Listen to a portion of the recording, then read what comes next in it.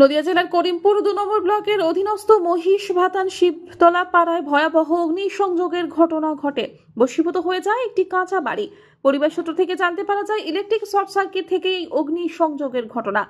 বাড়ির গৃহকর্তা গোপাল চন্দ্র ঘোষ তিনি জানান, হঠাৎই দাউ দাউ করে আগুন জ্বলে উঠলে চিৎকার চেঁচামেচি করলে প্রতিবেশীরা বাইরে বেরিয়ে আসে, সাথে আগুন নেভানোর চেষ্টা করে এবং খবর দেওয়া হয় করিমপুর দমকল বাহিনীকে।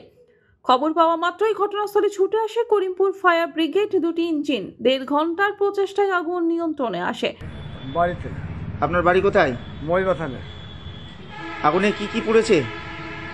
ওই 50,000 টাকার মতো পড়ে গেছে, আর ঘরের জিনিস সব পড়ে গেছে। কোথাও লিখিত অভিযোগ করেছেন? হ্যাঁ করেছি। কোথায় কোথায় করেছেন? থানায় আর বিটি অফিসে।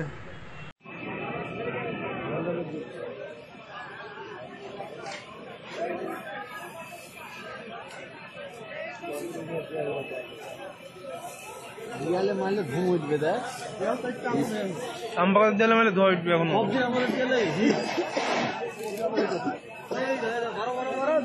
এই দিকটা বিশাল চাপ ছিল।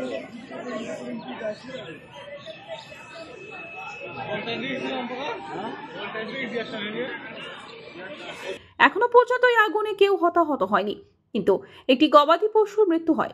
ব্যাপক ক্ষয়ক্ষতি হয় প্রায় 50,000 টাকার আসবাবপত্র।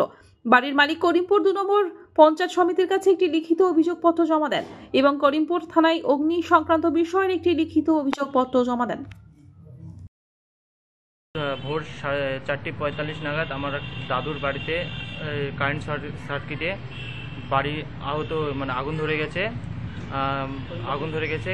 আগুনে বহুত কিছু ক্ষয়ক্ষতি হয়েছে। আগুনে কিছু 50,000 টাকা বা কোনো সব কিছু পুড়ে ছারখার হয়ে গেছে।